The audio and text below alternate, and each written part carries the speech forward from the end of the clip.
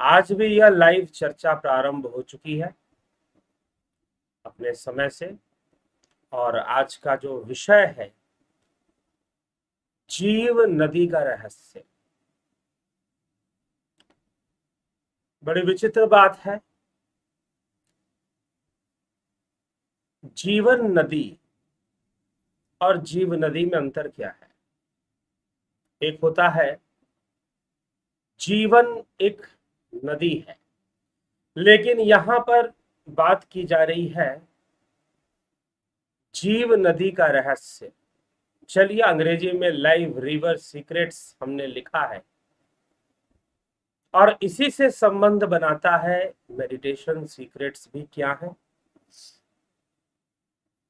तो जीव नदी, जीवन एक नदी है। जीवन क्या है? एक नदी के समान है। यूं तो ये संपूर्ण संसार ही एक नदी के समान है। अब यह संसार नदी के समान क्यों है? नदी का काम क्या है? बहते रहना, प्रवाहित रहना। पर्वतों से निकलती हुई नदी ऊंचे ऊंचे पर्वत शिखरों से होते हुए, घाटियों के बीच से गुजरते हुए, फिर मैदानी क्षेत्रों में बहते हुए, बड़े बड़े गांव, बड़े बड़े शहर, इन सब के साथ बहते हुए जाकर सागर में मिलती है। तो ये नदी की यात्रा है, लेकिन उसमें फिर तब अनेकों स्रोत मिलते रहते हैं। कई सहयोगी नदियां भी बनती हैं। तो नदी तो इसी प्रकार से यात्रा कर रही है और इसी प्रकार से नदी सर्वदा ही यात्रा करती रहेगी। नदी का काम है बहते रहना। परंतु यह जो विषय है जीव नदी, एक है जीवन नदी। जी हाँ, जीवन भी एक नदी के समान बह रहा है। कई पड़ाव है। जन्म है, बाल्य अवस्था है, बालपन है, शिशु अवस्था है, बाल्य अवस्था है, तरुण अवस्था है, युवा अवस्था है, प्रौढ़ावस्था है, और फिर वृद्धावस्था है, फिर शरीर का त्याग है। तो यह काल भी बह रहा है, प्रवाहित हो रहा है। पाश्चात्य के एक दार्शनिक ने कहा, पश्चिम के एक दार्शनिक ने कहा कि you cannot bathe in the same water of river. आप नदी के उसी पानी में दोबारा नहा नहीं सकते हैं। क्यों? क्योंकि नदी का पानी तो बहता रहता है। नदी का पानी तो बहता रहता है, और जब नदी का पानी बहता रहता है तो फिर क्या होगा? नदी का पानी तो बहता ही रहता है। तो मान लो कि आज किसी एक जगह पर आप नदी में चले गए और वहां आपने स्नान कर लिया। कल पुनः प्रातः आप उसी स्थान पर गए, उसी किनारे पर गए जिस किनारे पर आपने पहले दिन स्नान किया था। अब दूसरे दिन जाओगे, चलो ठीक है, नदी तो वही है, स्थान भी वही है, लेकिन पानी वो नहीं है, पानी बदल चुका है। क्योंकि जिस जल में आपने स्नान किया था, जिस पानी में आपने स्नान किया था नदी में, नदी के तट पर, वो पानी तो बह गया, क्योंकि बहना नदी का काम है। और जो बहे ना वह नदी कैसी? जो बहे ना वो नदी कैसी? इसलिए नदी किसी के साथ चिपकती नहीं है, बहती रहती है। कितना भी कर लो, कुछ भी कर लो, जो बचपन बीत गया उसे आप वापस लौटा नहीं सकते। गाने गा सकते हो, ये कागज की कश्ती, कुछ इस प्रकार का किसी गायक ने कुछ गाया है। अपने बचपन को याद करते हैं,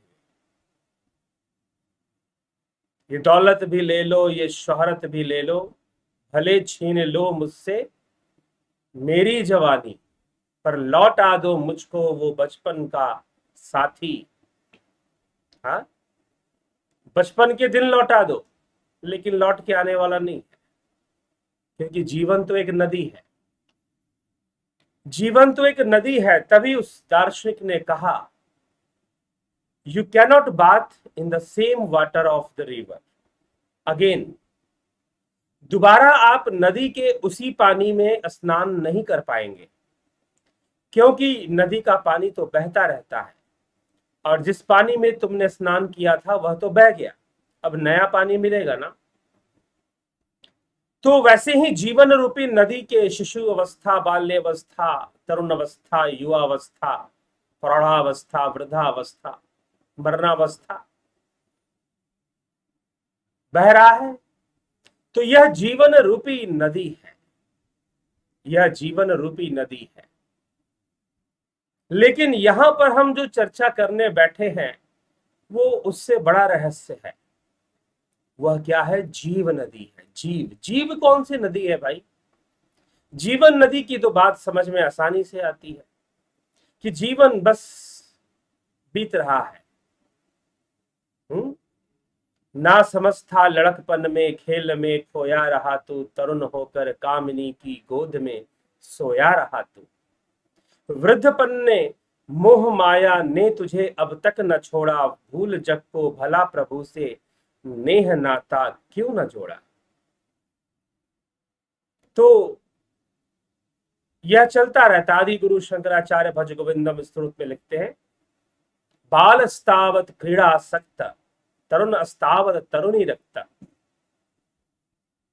बाल अस्तावत क्रीड़ा सक्त, जब तक बाल्यपन रहेगा तब तक तो तुम खेल कूद में मस्त।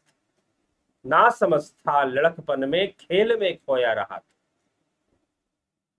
जीवन की रूपी नदी बहती गई, बहती गई, बहती गई, बहती गई, और फिर यह जीव मरणावस्था तक आ जाता है, शरीर त्यागने का समय आ जाता है।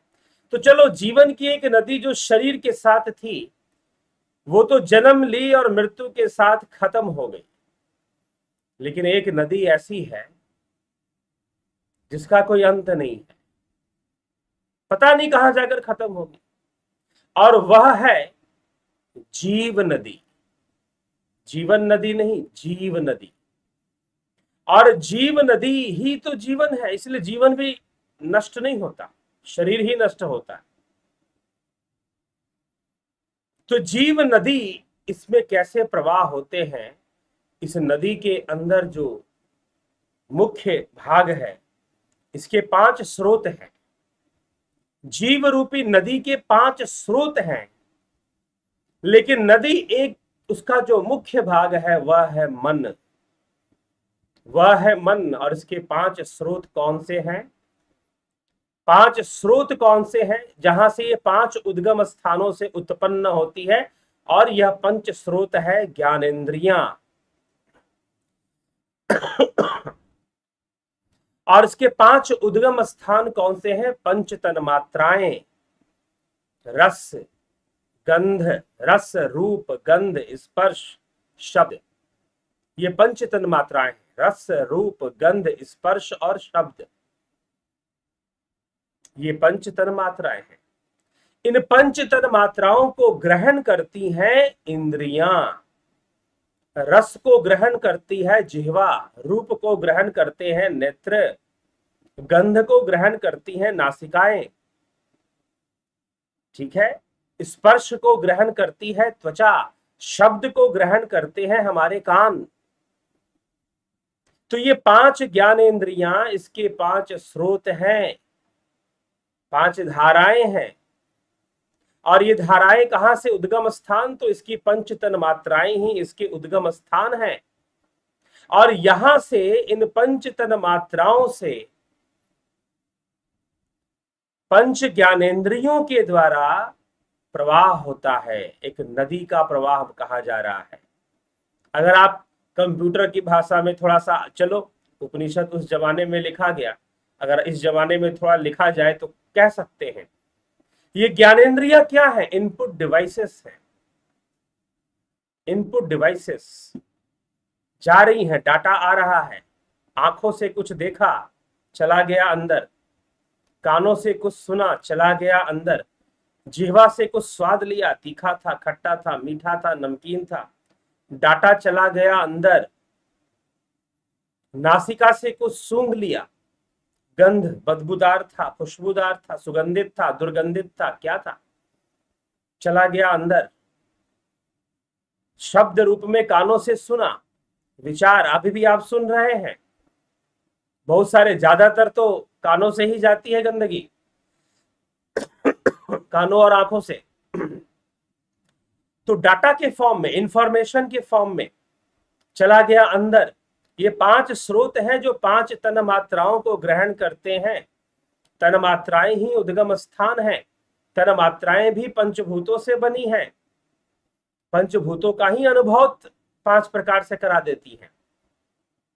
और फिर जो डाटा अंदर गया वो मिल जाता है बुद्धि के साथ, चित्त में जाकर बुद्धि के साथ मिल जाता है, अहंकार के साथ मिलकर प्रोसेस हो जाता है, और जो बन के निकलता है उसका नाम है मन, जो मुख्य धारा है, जो इस नदी की मुख्य धारा है। मन बन जाता है मन, और मन बनाता है संसार। संसार कहां पे है? क्या बाहर है? जी नहीं, मन में है। कहां से आया संसार मन में? इंद्रियों के माध्यम से। कौन से स्रोत हैं? 5 स्रोत हैं। 5 स्रोत क्या क्या है? ये 5 तन मात्राएं, उनका उद्गम स्थान है। ये 5 स्रोत इंद्रियां हैं, 5 ज्ञान इंद्रियां, और इनसे जो लिया गया, जो भी इंफॉर्मेशन डाटा आया, वह चित्त में जाकर बुद्धि से मिलकर, अहंकार से मिलकर जो नया फॉर्म लेता है, जो नई धारा बनती है, वह है मन की धारा। और वह मन की धारा ही संसार है, वह संसार नदी है, वह विश्व नदी है। इसलिए उपनिषद में तो इसको विश्व नदी भी कहा जा रहा है, इसे जीव नदी को विश्व नदी भी कहा जा रहा है। यह वास्तव में जीव नदी है। अब मन की नदी, संसार की नदी बहती है मन के भीतर। अरे भैया, ये संसार तुम्हें जैसा भी दिखाई देता है वह तुम्हारे मन के भीतर है, इंद्रियों के द्वारा। जैसा अनुभव गम में हुआ है वैसा ही तो संसार देखते हो और वैसा ही संसार समझते हो। उसके अलावा संसार के बारे में क्या पता? जो इन इंद्रियों से नहीं देखा जा सके, जो इन कानों से ना सुना जा सके, वो संसार एग्जिस्ट करता है क्या? नहीं। तो संसार कहां पर है? संसार कहां पर है? कृष्ण ने अर्जुन को क्या समझाया? अर्जुन तो सब कुछ छोड़ छाड़ के जाना चाहता था, मैं चला जाऊंगा, वन में चला जाऊंगा, ब्रह्मचारी जीवन जी लूंगा, संसार छोड़ दूंगा, संसार त्याग दूंगा। संसार कैसे छोड़ दोगे? कृष्ण कहते भाई संसार तो तुम्हारे मन में है।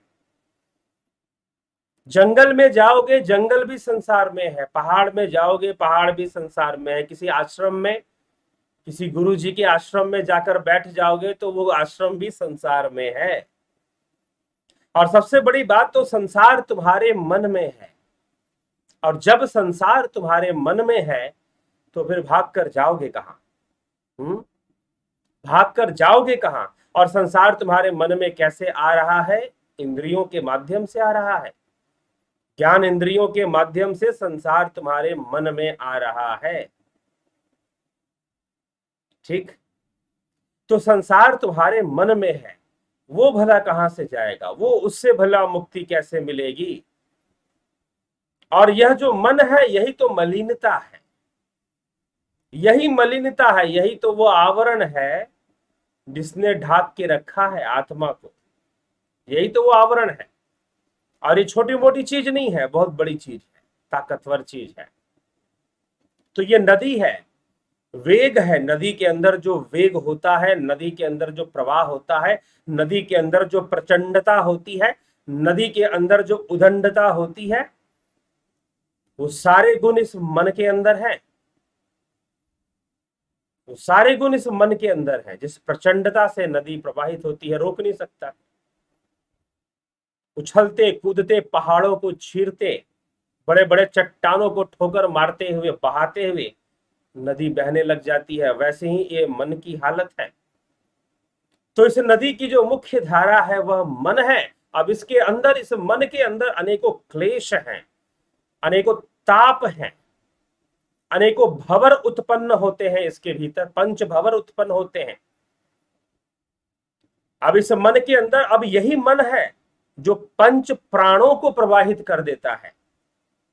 मनोमय कोश, अन्नमय कोश, प्राणमय कोश और मनोमय कोश आता है। तो प्राण अन्नमय कोश को कंट्रोल करता है और मन प्राणमय कोश को कंट्रोल कर लेता है, और मन को बुद्धि विज्ञानमय कोश कंट्रोल करती है, और उसको भी आत्मा आनंदमय कोश कंट्रोल करती है। यह कुछ इस प्रकार से है ये बात। तो मन के भीतर ही तो सब कुछ है। तो मन में ही संसार है, मन में ही यह दुनिया है, मन में ही सब कुछ है, मन के भीतर ही इसका अस्तित्व है।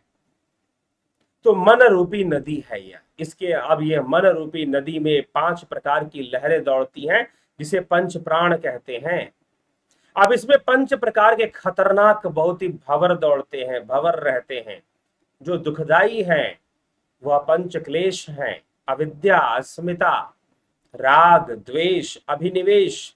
महर्षि पतंजलि ने इन पंच क्लेशों की चर्चा की है। यह जीव को बांधे रहते हैं, जीव को बंधन में रखते हैं कि भाई इसी में रहो, और बार बार पुनरपि जननम पुनरपि मरणम पुनरपि जननम। यह नदी भी कैसी है जिसका कोई अंत ना हो। बार बार जन्म लेना, बार बार मृत्यु को प्राप्त होना लगा ही रहता है। तो यह जीव नदी की कहानी है, और इसी जीव नदी के रहस्य को श्वेतास्त्र उपनिषद में बताया जा रहा है। क्या लिख रहे हैं महर्षि? लिखते हैं, सर्वाजीवे सर्व संस्थे बृहंते अस्मिन हंसो ब्राह्म्यते ब्रह्मचक्रे। ये तो हमने ब्रह्मचक्र की बात सुन ली थी, लेकिन उससे पूर्व क्या कहते हैं? पंच श्रोत्रो अम्बुम, पंच श्रोत्रो अम्बुम, पंच योन युग्र वक्राम, पंच प्राणोमि पंच बुद्ध्यादि मूलाम, पंचावर्ता पंच दुखौघ वेगाम, पंचाशद में भेदाम, पंच परवाम धीमः, पंच श्रोतो अम्बुम। 5 स्रोतों से आने वाले विषय रूप जल से युक्त है यह नदी, जीव रूपी नदी। पंच योन युग्र वकाम, 5 स्थानों से उत्पन्न होकर भयानक और टेढ़ी मेढ़ी चाल से चलने वाली है। पंच प्राणोरमिम, 5 प्राण वालों, प्राण रूप तरंगों वाली है। इसमें 5 प्रकार की तरंगे हैं जो कि पंच प्राण के रूप में है। पंच बुद्धियादि मूलाम, 5 प्रकार के ज्ञान आदि कारण मन ही इसका मूल है। ठीक है। पंचव्रताम, 5 भंवरों वाली, पंच दुखौघ वेगाम, 5 दुख रूप प्रवाह के वेग से युक्त है। तो यह एक ऐसी नदी है जिसमें 5 ज्ञानेंद्रियां ही 5 स्रोत हैं। संसार का ज्ञान हमें 5 ज्ञानेंद्रियों से प्राप्त होता है। इन्हीं में से होकर संसार का प्रवाह बहता है। अरे भैया, संसार कहां बह रहा है? संसार कहां बह रहा है? तो संसार तो तुम्हारे मन में ही बह रहा है ना। कैसे बह रहा है? ज्ञान इंद्रियों के माध्यम से, तन मात्राओं के माध्यम से संसार तुम्हारे भीतर प्रवेश कर जाता है और तुम्हारे मन के भीतर प्रवाहित हो रहा है। तो यह संसार रूपी नदी है। यह जो जीव नद है, यह जो जीव नदी है, वह संसार रूपी ही तो नदी है, और कौन सी है? तो संसार तुम्हारे मन में ज्ञानेंद्रियों के माध्यम से बह रहा है, स्रोत है ये। तो इंद्रियों को यहां स्रोत कहा गया है। फिर इनका उद्गम स्थान पंच तन मात्राएं, पंच सूक्ष्म भूतों को लिया गया है। रस, रूप, गंध, स्पर्श और शब्द, ये पंच तन मात्राएं हैं। तो इस नदी का प्रवाह बड़ा ही। जिज्ञासु मित्रों, यह नदी, यह संसार नदी मन के अंदर प्रवाहित हो रही है, मन के भीतर यह प्रवाहित हो रही है, बड़ी भयंकर नदी है। तो 5 प्रकार की तरंगे, 5 प्राण बनकर इसमें उठती हैं, और पांचों ज्ञानेंद्रियों के द्वारा होने वाला जो अनुभव है सब इस मन में, मन रूपी नदी में प्रवेश कर जाते हैं। यही तो स्रोत है इस नदी का, जहां से सब कुछ आ रहा है, जल आ रहा है, इसका पानी आ रहा है। तो विचार ही तो पानी है, इस नदी का विचार ही पानी है। विचार, संस्कार, तृष्णाएं बनती रहती हैं, और इसमें फिर 5 प्रकार के दुख हैं। 5 प्रकार के दुख, गर्भ दुख, जन्म दुख, बुढ़ापे का दुख, रोग दुख, मृत्यु का दुख, और 5 क्लेश हैं, अविद्या, अस्मिता, राग, द्वेष, अभिनिवेश। ये 5 क्लेश महर्षि पतंजलि ने भी इसको बताए हैं। तो पंचविध क्लेश ही इस संसार रूप नदी के 5 पर्व अर्थात विभाग हैं। इन्हीं 5 विभागों में यह जगत बटा हुआ है। इन 5 का समुदाय ही संसार का स्वरूप है, और अंतःकरण की 50 वृत्तियां हैं। इस नदी के 50 भेद अर्थात भिन्न भिन्न रूप बताए गए हैं। भिन्न भिन्न रूप इस नदी के बताए गए हैं। तो नदी के जो भिन्न भिन्न रूप हैं, यह इसका वर्णन इसमें मिलता है। तो जिज्ञासु, थोड़ा सा व्यवधान आपको बीच में आया होगा, लेकिन बने रहा करें, जुड़े रहा करें, व्यवधान दूर हो जाता है और फिर सब अपनी जगह पर आ ही जाता है। तो विचार करना होगा, समझना होगा, यह आत्म नदी है, यह स्वयं अपनी ही नदी है, कोई बाहरी नदी नहीं है। तो अपने ही जीवन की कहानी है। हमारा जीवन, ये संसार हमारे अंदर कैसे प्रवेश करता है, यह संसार हमारे अंदर किस प्रकार से काम करता है, नदी की भांति।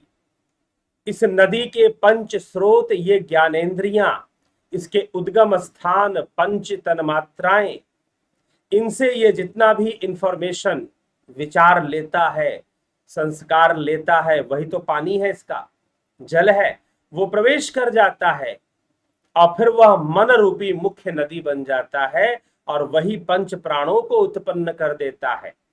फिर उससे 5 दुख उत्पन्न होते हैं, जन्म, मृत्यु, रोग, इस तरह के दुख, गर्भ दुख उत्पन्न होते हैं। इसमें 5 भंवरें उठती हैं, जो क्लेश हैं, जो इस संपूर्ण नदी को बांधे हुए रखती हैं, बांधे हुए रखती हैं, उनको बंधन में रखती हैं। और वह क्या है? अविद्या, अस्मिता, राग, द्वेष, अभिनिवेश। यही तो संसार है। संसार क्या है? अविद्या, अस्मिता, राग, द्वेष और अभिनिवेश। ये 5 ही चीजें हैं संसार में। इन्हीं से संसार बनता है। अविद्या से, अस्मिता से, अविद्या इग्नोरेंस, अस्मिता अहंकार, राग द्वेष आसक्ति घृणा, द्वेष भी एक प्रकार का राग ही है। तो राग द्वेष अभिनिवेश, नहीं बदलना चाहते ना, मृत्यु से भयभीत है, तो अभिनिवेश हुआ। तो इस प्रकार से यही संसार है। और संसार रूपी नदी कहां बह रही है? मन में बह रही है। मन ही नदी है संसार का, मन में बह रही है, तो मन के अंदर बह रही है। यह जीव की गति है। तो यहां बताया गया कि भाई जीव नदी की तरह इस प्रकार बह रहा है सब कुछ इस प्रकार चल रहा है सब कुछ। तो जिज्ञासुओं, ये नदी का प्रवाह है, इसी का तो निरोध करना है। महर्षि पतंजलि जो कहते हैं योगश्चित्त वृत्ति निरोध। तो सबसे पहले स्रोत्र, इस नदी का स्रोत्र क्या है? ज्ञान इंद्रियां। इस नदी का स्रोत्र है इंद्रियां। इंद्रियां ही तो तन मात्राओं को ग्रहण कर रही हैं, रस, रूप, गंध, स्पर्श और शब्द, इंद्रियां ही ग्रहण कर रही है ना। तो इंद्रियां ग्रहण कर कर मन में प्रवाहित कर देती हैं। अब मन बहुत पावरफुल नदी बन जाती है फिर, ठीक है। तो अगर यह प्रवाह रोक दिया जाए, अगर इन स्रोतों को रोका जाए, इंद्रियों को अब रोकोगे कैसे भैया? जबरदस्ती रोक लोगे क्या? तो महापुरुष कहते हैं जबरदस्ती नहीं, वो तो मिथ्या आचरण हो जाएगा। क्योंकि तुमने मान लो जबरदस्ती रोक लिया, मान लो कि जबरदस्ती रोक लिया, आंखों से बुरा नहीं देखेंगे, कानों से बुरा नहीं सुनेंगे, और बुरा क्या, यहां पर योग मार्ग में बुरा अच्छा वाली कोई बात नहीं होती है। हर कर्म बंधन है, चाहे पाप हो चाहे पुण्य हो, चाहे अच्छाई हो चाहे बुराई हो, बंधन के रूप में बस एक ही चीज बंधन नहीं है जिससे आपको प्रेरणा मिलती है, वो बंधन नहीं है, वो ब्रह्म विचार बंधन नहीं है, बाकी सब तो बंधन ही बंधन है। तो इन स्रोतों को बंद कैसे करना है? स्रोत बंद कर देने से, अगर मान लो जबरदस्ती बंद भी कर दिए तो अंदर तो पानी बैठा हुआ है ना, वो तूफान मचा देगा, फिर वो तूफान खड़ा कर देगा, फिर क्या करोगे? वो बड़े बड़े भंवर पैदा करेगा, बड़े बड़े भंवर, अस्मिता के भंवर, अविद्या के भंवर पैदा करेगा वो। और मन अपने आप में एक छठी इंद्री कही गई है, मन को छठा इंद्री खुद माना गया है। तो अगर ये इंद्रियों को बंद भी कर दोगे तो मन रूपी इंद्री जो है वह स्रोत निकाल लेगी, वह स्रोत निकाल लेगी, फिर क्या करोगे? तो इसीलिए इंद्रियों को बंद मत करो, इंद्रियों की दिशा बदल दो, अंतर्मुखी हो जाओ। तो इंद्रियों की दिशा कैसे बदलेगी? जब अंतर अनुभूति होगी, ट्रांसेंडेंटल मेडिटेशन होगा, ध्यान होगा, योग होगा, अतेंद्रिय ध्यान होगा। तो ध्यान योग के कोर्स में अतेंद्रिय ध्यान का अभ्यास करवाया जाता है। तो जब अतेंद्रिय ध्यान होगा तो क्या होगा कि इंद्रियां ग्रहण तो करेंगी लेकिन संसार की बाहरी वस्तुओं को ग्रहण नहीं करेंगे, संसार के अविद्या को ग्रहण नहीं करेंगे। ठीक है, संसार की अनिश्चितता को, नश्वरता को ग्रहण नहीं करेंगे, वो भीतर ही भीतर सब कुछ ग्रहण करेंगे, फिर वो अंतर्मुखी हो जाएंगे, तो बाहर का निरोध हो जाएगा। तो इस प्रकार से निरोध की प्रक्रिया शुरू हो जाएगी। इसलिए भक्ति निरोधात्मक है और योग तो निरोधात्मक है ही। महर्षि पतंजलि यही तो कहते हैं, योगश्चित्त वृत्ति निरोधा, योग का उद्देश्य तो चित्त वृत्ति का निरोध ही है। ठीक है, तो फिर शुरू होगा, फिर ध्यान अंतर में लगाओगे, इंद्रियों को भी अंतर ले जाओगे, इंद्रियों को भी कह दो कि भाई इसमें लगो, इस काम में लगो, उस काम में बहुत लग ली, अब इस काम में लगो, अंतर्मुखी हो जाएंगी इंद्रियां। तो इंद्रियों को बस अंतर्मुखी करना है अगर ध्यान करना है। इसीलिए आज के टॉपिक का नाम है मेडिटेशन सीक्रेट्स। तो अगर एक अच्छा ध्यान योगी बनना चाहते हो तो ध्यान योगी को क्या करना होता है? अपने इंद्रियों को अंतर्मुखी करना, पलट देना है। जो उस ओर थी अब उसको इस ओर कर देना है। ठीक है, जो बाहर थी उस ओर से इस ओर कर देना है। ठीक, जैसे कि किसी वस्तु को इस स्थान से हटाया, कमरे के भीतर रख दिया, पहले वो बाहर थी अब वो कमरे के भीतर आ गई। तो वैसे ही बस जो इंद्रियां बाहर भाग रही थी उनको भीतर जाने की आदत डाल देनी है, उन्हें जबरदस्ती रोकने वाला काम नहीं करना है। तो वो तो फिर बहुत घातक कर सकते हो अपने ही लिए रोकने के चक्कर। कृष्ण तो उसको मिथ्या आचरण भी कह रहे हैं, क्योंकि अंदर का तूफान तो कुछ हुआ ही नहीं उसका अभी तक। व्यस्त रखना पड़ेगा ना, खाली मन शैतान का घर। तो अच्छे काम में उसे लगाना पड़ेगा, तो साधना में लगाना पड़ेगा, ध्यान में लगाना पड़ेगा, ध्यान योग में लगाना पड़ेगा। तो ये जब हम करेंगे, इंद्रियों के माध्यम से अंतर्मुखी हो जाएंगे और इंद्रियों को अंतर्मुखी कर देंगे। इंद्रियां जो बाहर सुन रही थी अब वो भीतर सुनेंगी, नाद को सुनेंगी, नाद ध्यान करेंगी। इंद्रियां जो बाहर देख रही थी वो अंदर देखेगी। जागट भीतर बाग बगीचे, यही में सृजनहारा। यागट भीतर नौलख तारे, यही में गुरु हमारा। कबीर की वाणी है, संत कबीर की। यागट भीतर बाग बगीचे, इंद्रियां अंतर्मुखी हो गई तो ये सब देखेगी ना, भीतर में देखेगी। अब जो बाहर देख रही थी। यही तो उपनिषद कह रहे हैं। तो उपाय क्या है इस नदी का, इस नदी के प्रवाह को रोकने का? क्योंकि ना रोकोगे तो बहती जाएगी और तुम भी भयंकर भयंकर भंवरों में पड़ते जाओगे, दुखी होते रहोगे और अनेक प्रकार के दुखों से ग्रसित भी होते रहोगे। ये तो चलता रहेगा। तो इसकी दिशा मोड़नी पड़ेगी। यह जो स्रोत है, यही पंच ज्ञान इंद्रियां, यही स्रोत है। इन्हीं स्रोतों से तो सब कुछ आ रहा है ना, सारा संसार प्रवेश कर जा रहा है इसी से। रुकेगा, इसकी दिशा बदल दो, अंतर्मुखी कर दो। यागट भीतर बाग बगीचे, यही में सृजनहार। यागट भीतर 9 लाख तारे, इसी में 9 लाख तारे दिखाई देंगे, ग्रह नक्षत्र सब कुछ भीतर में दिखाई देंगे। क्या नहीं दिखाई देगा? एक बार भीतर जाना तो शुरू करो, ध्यान योग तो करो, दिव्य नेत्र खुल जाएगा। भीतर जाना तो शुरू करो। यागट भीतर बाग बगीचे, बाग बगीचे भी भीतर, यागट भीतर 9 लाख तारे, यही में गुरु हमारा। इसी में तो गुरु बैठा हुआ है, फिर भीतर में ही, यही में गुरु हमारा। यही में गुरु भी, सच्चा गुरु भी तो भीतर ही मिलने वाला, बाहर थोड़ी ना मिलने वाला। तो आत्मा ही तो सच्चा वाला है गुरु, वही ब्रह्म है, अयम आत्मा ब्रह्म, तो भीतर ही तो मिलने वाला है। तो यही में गुरु हमारा, इस प्रकार से संत कबीर जी कहते हैं। तो घट के भीतर ब्रह्मानंद जी की वाणी में भी इसी प्रकार से बातें आती हैं,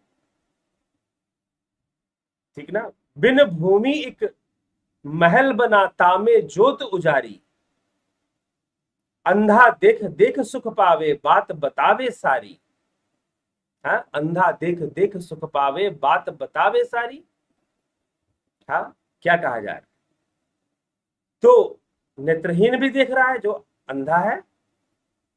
बिन भूमि एक महल बना, तामे ज्योत उजारी। तो संतों की वाणियों में लिखा गया क्या है? ये इंद्रियां अंतर्मुखी हो जाती हैं। जब इंद्रियां अंतर्मुखी हो जाती हैं योग के माध्यम से, ध्यान योग के द्वारा। अभी योग किया कहां? अभी तो कोई सिर पटक रहा है, कोई पेट अंदर बाहर कर रहा है, कोई कुछ कर रहा है, कोई कुछ कर रहा है, लोग कह रहे हैं कि योग हो रहा है। योग कहां हो रहा है?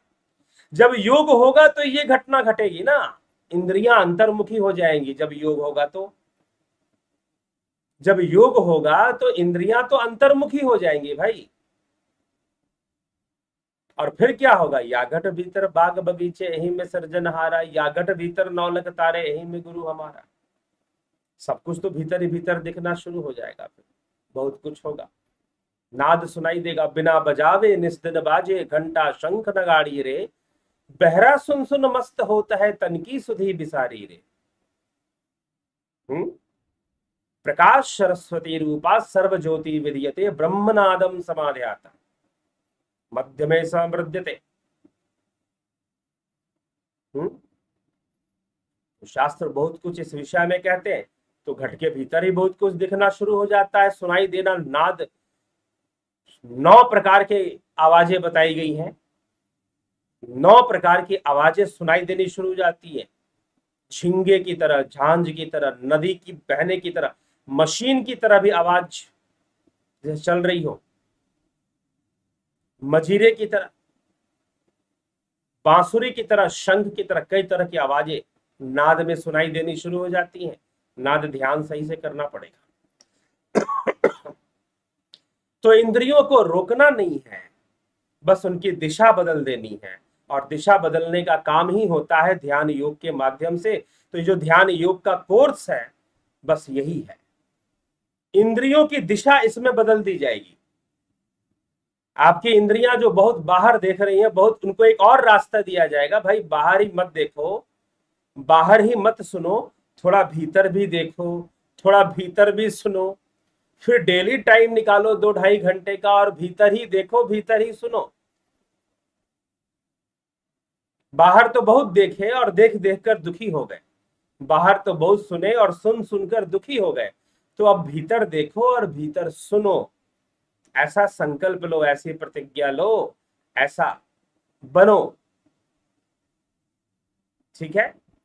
तो ऐसी साधना करनी पड़ेगी, ऐसा अभ्यास करना पड़ेगा, ऐसा तब जाकर होगा ना, ऐसे कैसे होगा? ठीक है। तो इन सब बातों पर हमें थोड़ा विचार करना होगा, तभी जाकर लाभ प्राप्त होगा। और खुद को उस विद्या से जोड़ना होगा जो हमें अंतर्मुखी करती है, जो हमें ज्ञान से जोड़ती है, हमारी इंद्रियों को अंतर्मुखी करेगी, इंद्रियों के डायरेक्शन को चेंज कर देगी उस विद्या से। वही ध्यान योग की विद्या है, वही ध्यान योग का कोर्स है जो आजकल ऑनलाइन चल रहा है।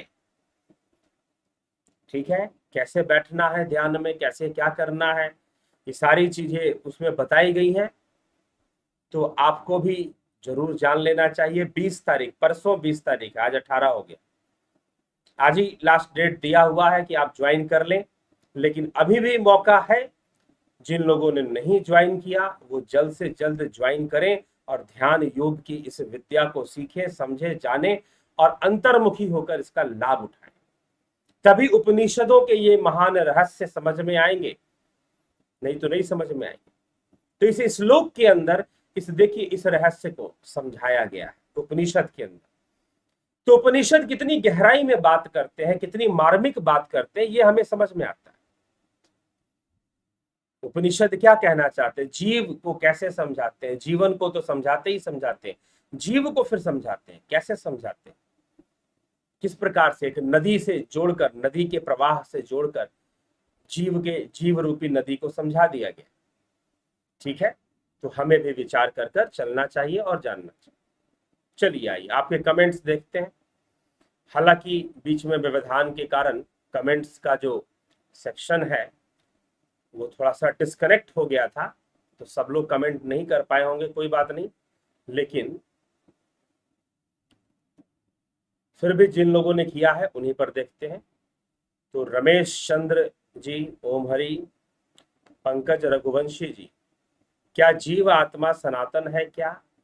प्रलय में जीव आत्मा रहती है क्या? प्रलय का हमें जीव आत्मा का रहना और नहीं रहना यह कोई प्रश्न नहीं उठता। कौन से प्रलय की बात कर रहे हैं, कौन से प्रलय की बात कर रहे हैं कि वहां जीव आत्मा रहेगी नहीं रहेगी? हिरण्य गर्भ रहेगा तो जीव तो रहेगा ही रहेगा। किस प्रलय की? स्थूल सृष्टि का प्रलय या सूक्ष्म सृष्टि का प्रलय? व्यक्त प्रकृति का प्रलय या अव्यक्त प्रकृति का प्रलय? प्रकृति का तो प्रलय होता नहीं। हाँ, प्रकृति के अंदर सृष्टि और प्रलय दोनों होते हैं और वो निरंतर ही चलते रहते हैं। प्रत्येक क्षण सृष्टि हो रही है और प्रत्येक क्षण प्रलय हो रहा है। ठीक, प्रत्येक क्षण सृष्टि होती है और प्रत्येक क्षण ही प्रलय होता है।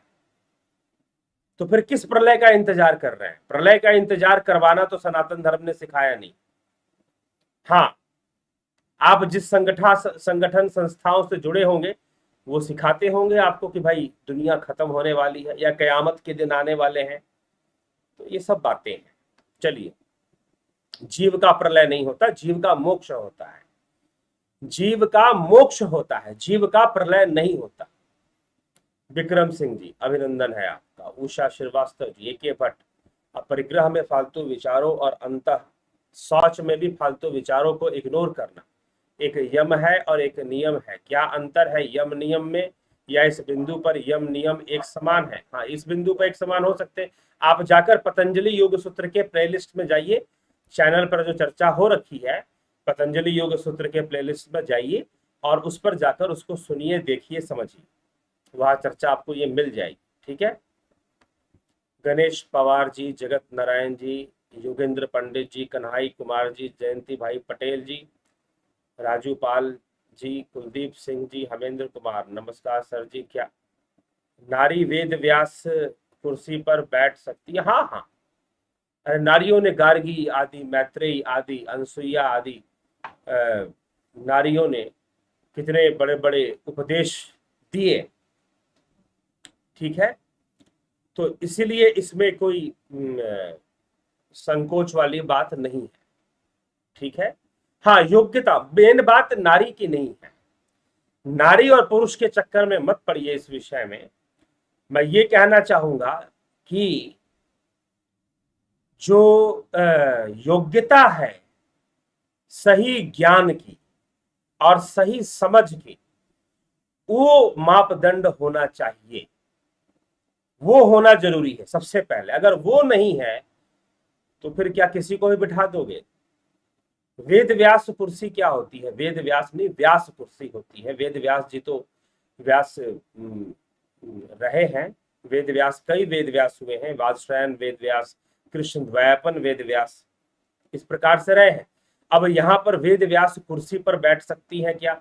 तो अब वेद व्यास कुर्सी, वेद व्यास की गद्दी पर कौन बैठा हुआ है इस समय, ये बताइए। वेद व्यास की गद्दी पर इस समय कौन बैठा हुआ है, प्रश्न ये है। तो कौन, कोई फिक्स गद्दी है क्या? नहीं है ना।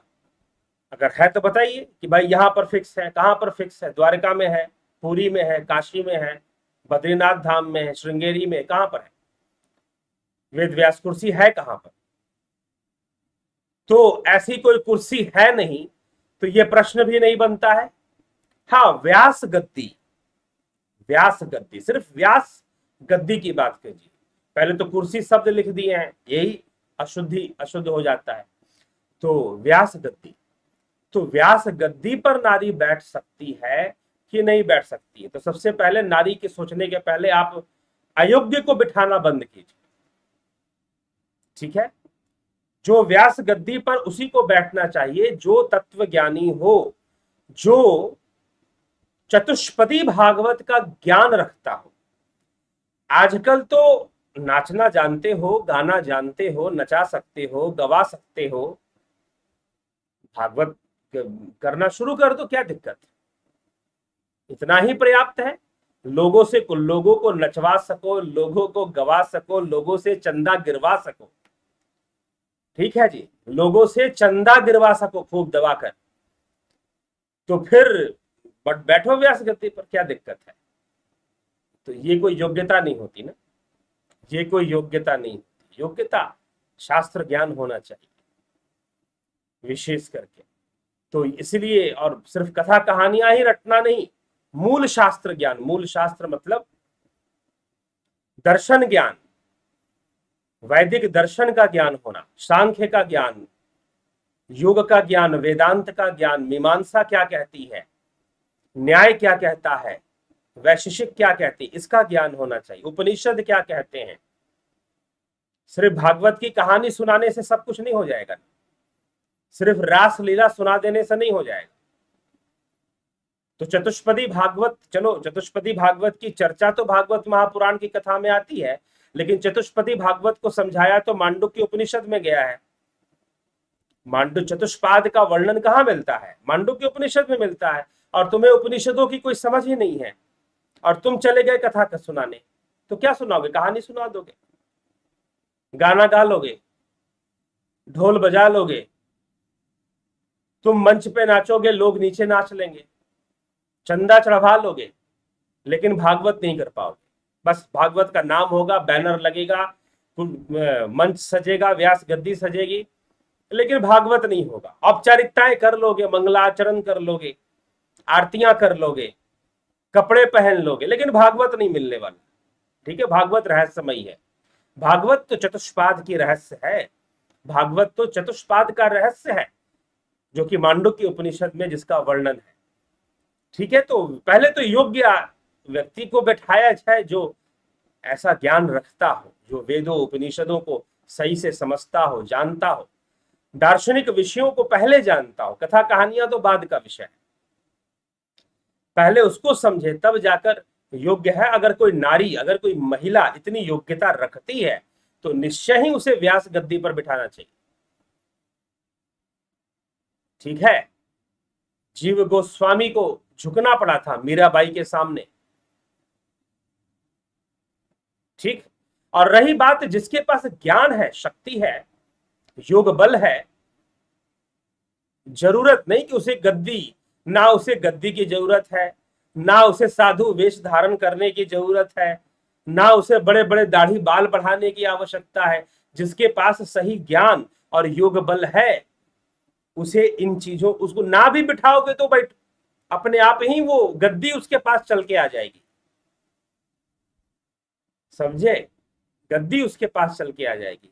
तो ये बाहरी आवरण को बाद में सोचिए, पहले जो सही चीज है, जो एक कथा या व्यास गद्दी पर बैठने वाले के अंदर जो योग्यता होनी चाहिए, उसके बारे में सोचिए।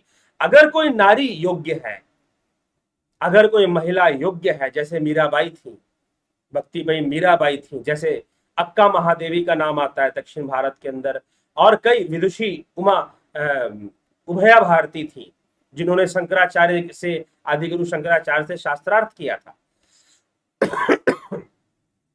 और फिर उसके पहले ऐसे कई जो विदुषियां हुई हैं हमारे, जिन्होंने गार्गी मैत्री, जिन्होंने याज्ञवल्क्य ऋषि से शास्त्रार्थ किया था, ठीक है, कैकई थी। अब क्या नारी को युद्ध करना चाहिए? बताओ, आज हमारे देश के अंदर महिलाओं का रेजिमेंट बन रहा है। आज आज क्यों बन रहा है भैया? कैकई ने तो त्रेता में युद्ध किया था। कैकई ने, देवी कैकई ने तो त्रेता में युद्ध किया था, और दुर्गा जी तो उससे भी पहले हुई हैं। तो ये महिला रेजिमेंट, नारी युद्ध न कर सके, पता नहीं कौन कौन से विचारधाराएं लेकर आ जाते हैं आप लोग। तो जो महिला इसके योग्य है उसको व्यास गद्दी पर बैठना चाहिए, उसमें कोई आपत्ति नहीं, ठीक है, मेरी ओर से। और बाकी इसके शास्त्र प्रमाण भी है, बैठ सकती कि नहीं बैठ सकती, ठीक है, समझ गया? तो ये दिमाग से ही निकाल दो, ये प्रश्न ही नहीं बनेगा अगर उपनिषदों को पढ़े होगे और दार्शनिक विषयों का सही ज्ञान होगा तो। ज्योति दत्ता जी अभिनंदन है, हरजान चौहान जी, चित्तरंजन बरुआ जी, हेमेंद्र कुमार जी,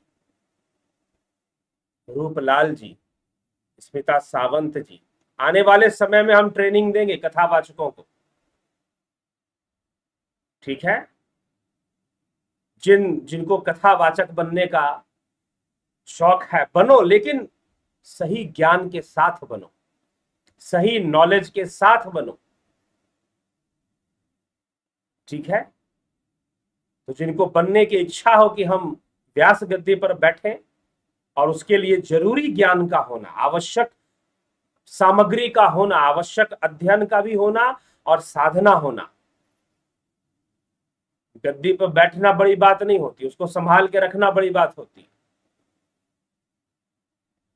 बैठने के लिए क्या है, आजकल अपनी अपनी गद्दियां बनाकर लोग बैठ जा रहे हैं, लेकिन ज्ञान भी तो होना चाहिए तुम्हारे पास, ठीक है। ये सब समझे। तो हेमेंद्र कुमार जी, गायत्री स्वयं ही नारी है, तो तुम गायत्री का जाप कर सकते हो? गायत्री तो स्वयं ही नारी है, यह प्रकृति स्वयं ही नारी है। शिव महापुराण पढ़िए जाकर। जब भगवान शिव ने, हमारे ही चैनल में शिव कथा के कुछ अंश दिए हुए हैं, प्लेलिस्ट में बना हुआ है शिव कथा के नाम से, उसमें वर्णन है। जिन्होंने, जो पुराने चैनल से जुड़े हुए हैं मेरे, उन्होंने उस प्रसंग को सुना होगा कि कैसे शिव जी ने पार्वती जी को मना कर दिया था कि गंगावतार प्रदेश में नारी का प्रवेश नहीं होगा। तब पार्वती जी जबरदस्ती घुस गई थी, और घुसकर उन्होंने कहा कि भाई तुम जिस शिला पर बैठे हुए हो वो नारी है, तो तुम्हारे गंगावतार प्रदेश में पहले से नारी घुसी हुई है, ठीक है, पहले से ही नारी घुसा के रखे और फिर बोलते हो नारी पे प्रतिबंध कैसे हो जाएगा?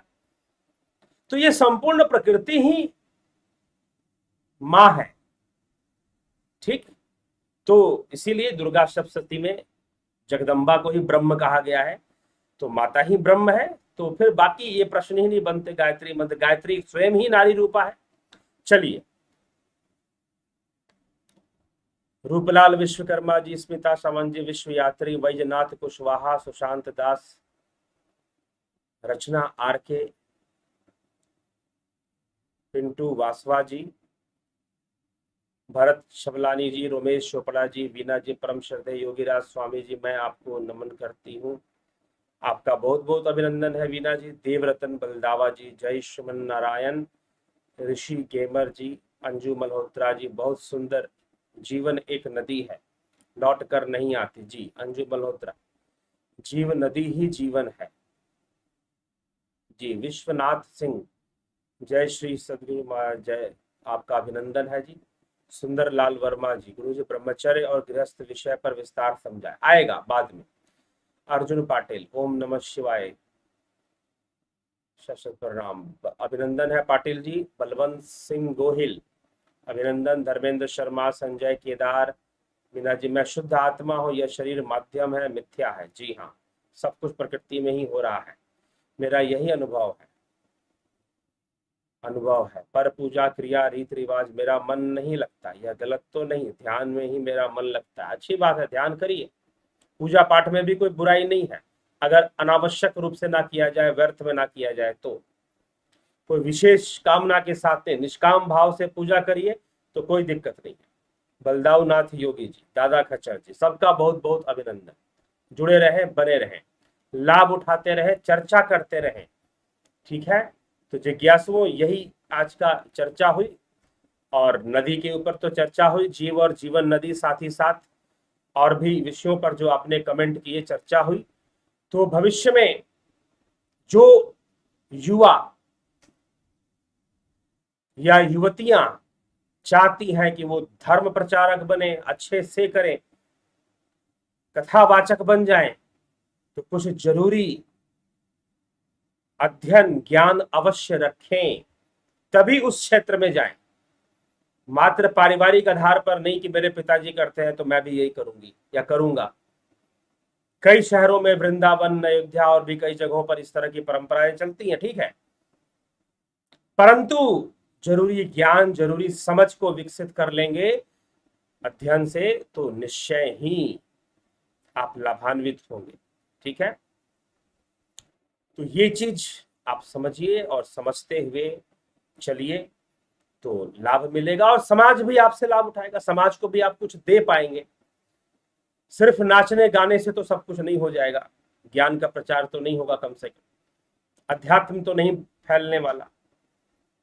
तो इसीलिए आज विचार करना है, व्यास गद्दी के ऊपर भी सोचना समझना जरूरी है। ठीक है, चलिए अब हम विश्राम देंगे, आज के इस चर्चा को यहाँ विराम देंगे, और फिर कल 9 बजे मिलेंगे आप सबसे, आगे की बढ़ते हुए क्रम में इस चर्चा को लेकर। जुड़े रहे, बने रहे, चैनल को जरूर शेयर किया करें। आपको लगता है कि यहाँ जानकारी श्रेष्ठ उचित जानकारी मिलती है, तभी मैं कहता हूं आप इसको जरूर कृपया शेयर किया करें, जरूर इसको आगे बढ़ाया करें और सब्सक्राइब करें। और अगर आप ध्यान योग का कोर्स करना चाहते हैं, 20 जुलाई से शुरू हो रहा है, 1 दिन का मात्र समय है, ज्वाइन करना है, ज्वाइन कर लीजिए, कर दीजिए। हमको अगर ज्वाइन करने की इच्छा है तो इस नंबर पर, मैं एक नंबर डाल रहा हूं, उस पर आप मैसेज कर दीजिए तो हो जाएगा, आपको भेज दिया जाएगा सारा डिटेल।